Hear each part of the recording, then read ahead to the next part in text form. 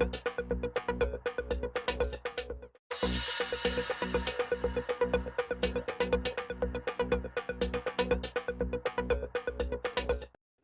morning and welcome to Daily Tech News with Alan Smithson. Today is Wednesday, April 24th. And boy, do we have a lot to show you today. Holy moly, there's a lot going on with technology. I actually had to take some of the stuff from today and kick it over to tomorrow. But let's get started with some good news, I guess. So California now has so much solar power that electricity prices are going negative during the day. Now, you're like, oh, that's amazing. You know, they're actually paying people for this. But what's happening is there's no way to store that electricity. So the problem that they're having now is that a quarter of its electricity is from solar now. And the problem is they just don't have a way to store it. So, okay, I know this sounds crazy. We're finally moving to solar power, but this is a problem. It says this comes into play in what's called a net load, the total demand for electricity minus the energy supplied by solar and other renewables. What's left over is the amount of power from conventional sources, okay? And, you know, this is what's crazy. In the morning, when everybody's getting up, demand is high, but by midday, sun's out, solar energy can provide almost all the power needed, causing the prices to plummet. We drastically underestimated the speed at which this was happening. And the principle, and this is what got me here. It also means that a lot of energy is not being used and it's being wasted. And this is crazy. In the long run, it could cause electricity prices to go up.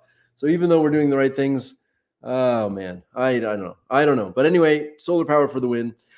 Over to some cool biology stuff. Look at this. This is augmented reality. So it's your hand being projected with a projector on top. And you can see inside. Oh, it's just freaking me out just thinking about it. Wow, you can see what an original surgery looked like on an arm. Wow. How crazy is that?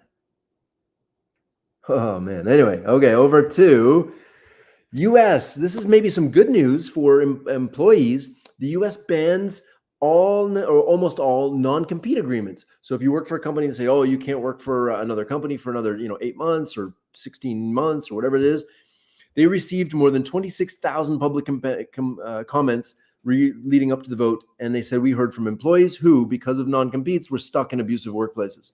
One person noted that when an employer merged with an organization whose religious principles conflicted with their own, a non-compete kept the worker locked in place, unable to freely switch to a job that didn't conflict with their religious practices.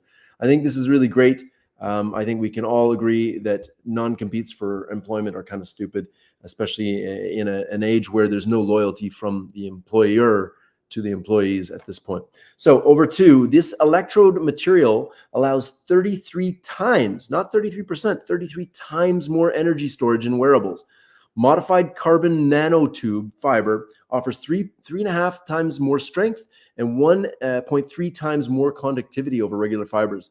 This is really cool. Well, this is just coming out now, but we will continue to watch this. The reason why this is important because we can now build wearables, like we can create clothing that can store electricity. And imagine just carrying your, instead of carrying a battery pack in your pocket, your jacket is the battery pack. Very cool stuff. All right. Coca-Cola and Microsoft announced a 5-year strategic plan to accelerate cloud and generative AI initiatives. Now, normally I wouldn't spend too much time talking about a partnership between two companies just announced on the internet. However, this is what got me interested. As part of the partnership, Coca-Cola made a $1.1 billion commitment to Microsoft Cloud and Gen AI capabilities. That is an extensive amount of money. Like a $1.1 billion commitment is a lot of money, which means, typically companies don't make an investment unless they can get, 5 to 10 to 20x return. So that means Coca-Cola probably believes that they can get $10 billion back from this $1 billion initial investment. Very interesting. Over to AutoDesk. If you don't know AutoDesk, you should check it out. AutoDesk makes software called AutoCAD and a bunch of other software that is used for construction. I thought this was really cool. They have 10 innovations that will change construction as we know it. Obviously, VR, being able to pre-visualize, augmented reality or mixed reality, being able to pre-visualize what's going to be built. But the construction tech funding held at 5.3 billion or 5.38 billion in 2022, and it's continuing. So of course, AI, machine learning, obviously that you're going to be able to use a photo and say what's missing or how does this compare to the blueprints and this sort of thing. I think resource and workforce management. There's a company called Tread out of Toronto, and they've been able to just use like almost like Uber, but for heavy machinery, and they've been able to save a ton of money. Really, really cool. The next wave of 3D printing, I will show you something really cool in just a second with 3D printing. AR, VR, and the metaverse, obviously, being able to pre-visualize things, work together to design buildings, to design things like this. You can do it, from anywhere in the world with a simple VR headset. Sensor data, being able to build sensor data right into the buildings and being able to see that from any device anywhere in the world. Digital twins, building an entire factory or running simulations on it before you've even dug ground, I think is really important. And during the lifetime of a business or a building, you can also use those digital twins to visualize things that are going on in it. Truly connected construction, being able to have everybody on the job site connected together. Advanced takeoff and estimating tools. There's a tool that I showed a few days ago where you take your phone, you take a quick video of a pile of dirt or rocks or whatever, and it will estimate the volume of that pile. So I think, being able to use these 3D visualizations and calculate things like that are going to be super huge. And then BIM Beyond is design or building information technology. That's kind of the blueprints that have everything from wiring to HVAC, everything in there. And then robotics. Maybe 2 weeks ago, there was a bricklaying robot. I've seen a robot for drywalling now. There's obviously robots for painting now. So I think we're going to see a huge amount of robotics entering into the construction workspace. Okay, over to Synthesia. I'm going to be quiet and play this one because watch carefully on her lips. Hello, everyone. I'm very happy to showcase the new features and improvements from the research team for the epic Synthesia V4 avatar release. Now, focus on my lips. They're snappier and align more precisely with each word I say to you. And my voice. Do you hear the difference? I sound more like an engaging, energetic presenter. A noticeable shift from the typical toned-down style, right? This is just a glimpse of the advancements we're bringing to the world. We're dedicated to enhancing every aspect of our technology. How cool is that? You even hear the intonations. You see her wrinkles in her face. And I think it's going to be, obviously we can tell that's an AI, but it's going to be indistinguishable between humans very soon. Okay. Former NASA engineer says he's invented a thruster that doesn't require propellant. Okay. So imagine an ion thruster or some sort of way, because once you're in zero gravity, you don't need a lot of power to move things around because there's no gravity. There's nothing to stop you. There's no friction. So you can use little tiny bits of power to move things around. Now, I did read this, and it's generating a tiny little, to put it in here, it's generating a mere 10 millinewtons. To put that in perspective, holding a mass of about 100 grams or a medium-sized apple in the palm of your hand exudes 1 Newton or 100 times more force. So it's very, very small amount of force, but it's only the beginning, and I think it's really exciting that we keep following this along. Over to something else NASA's doing. They've created an ingenious hack to bring the dying Voyager probe back online. Voyager 1 just refuses to die. I love this because Voyager 1 was launched when I was 2 years old. It's 46 years old, and it's sending data back. And it's funny because it's so far away from Earth.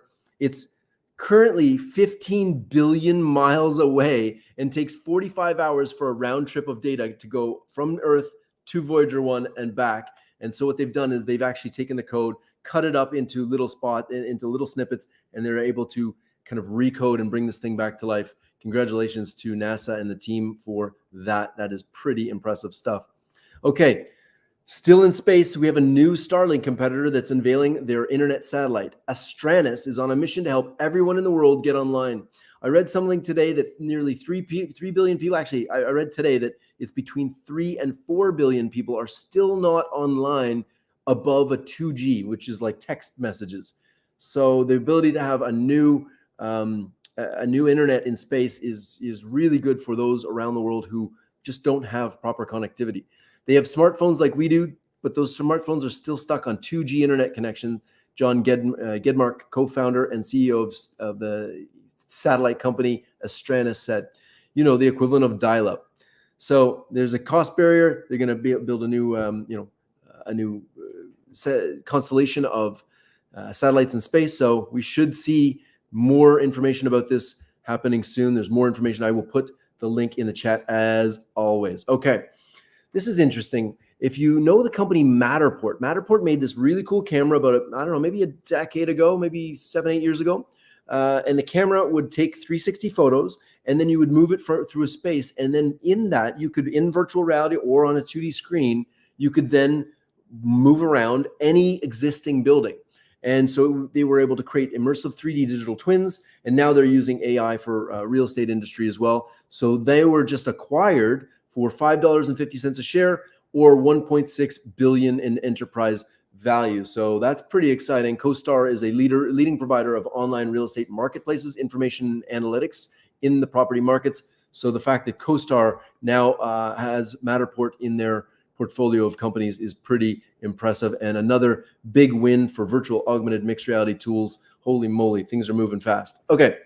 UMaine has a new experimental 3D printed dwelling, the future of affordable housing. We've talked about 3D printing housing before, but look at this. How cute is this thing? You just print it off, put some wood paneling, and yeah, it's beautiful inside. They can print these really quickly. There's something like, I think it's like 600,000 unhoused people in America, and 13 million homes that are vacant. So there's not a problem here with the amount of homes for people. It's just amount of decision. It's decisions we've made to keep these people homeless. And I think if we can just build more beautiful homes like this, then we'll have lots of homes for everybody. Speaking of building, TSMC, the big chip manufacturer, is having a hard time getting their Phoenix expansion up and running. They've missed their deadlines. They were supposed to open in 2024. Now it's been pushed back to 2025. And there's a whole story on what's happening over there. I'll let you read it. I will put the links in the chat. But, I guess they're building in one of the most high-tech factories on the planet. It's to be expected that there's going to be some delays. In an era of exponential growth of everything, delays have got to hurt. Okay, over to some medical news. Startup is using AI to edit human DNA. Whoa, okay. What could possibly go wrong with this? Company claims to have created the world's first open source AI generated gene editor. Okay. Green. I don't even want to read this. I'm feeling nervous and a little bit scared with this, because if you take this to the end conclusion, that you can turn off one gene and cause mice to grow 6 legs. So I think we should be very, very careful with what's going on. If we turn off a gene in a mouse, they can grow 6 legs. And now we have open source gene editing for humans. I think maybe we should probably put some regulations around this. Anyway, over to things that are being regulated. As of this morning, the Senate in the US just passed a TikTok ban, sending it to President Biden's desk. Now, banning TikTok is probably not the answer. I think there's, a lot more problems in America. I'm not going to get involved with the products of America and the problems in America, guys. But I do think that this is something nobody asked for, and I think it's overstepping. And the people that build their livelihoods on TikTok, the millions of Americans that do that, this is only hurting them. So I don't know what the point of this is. It's just, again, overreach by governments again. But in the final news piece of the day, let's stay super positive. The Meta Ray-Ban partnership, they've put glasses with cameras in them and speakers, and now they've connected to multimodal AI. So now you can click the button and say, what am I looking at? And the AI will tell you what you're looking at. It will, I have a pair of the Bose glasses, and they don't have cameras on them, so they can't see the world around me. They don't have a semantic understanding. So it's pretty interesting. It says here, the timing is uncanny. The HUMAIN AI pin launched and belly flopped after, a couple reviewers said it was terrible. And then, of course, now Meta is coming out with their multimodal AI built into the glasses. Look at this. Look at this and tell me what kind of cat this is. Oh, man. And now that AI is built into all things. So, for example, it's built into their Instagram product, WhatsApp product, Facebook product. So now just wearing these glasses, you're going to be connected to the world around you. Wow, what a day in technology it is and will continue to be. And remember, today is the slowest day it will ever be. I don't know if that's reassuring or not, but I hope you have a wonderful day today. This has been Daily Tech News with Alan Smithson. Peace, everybody.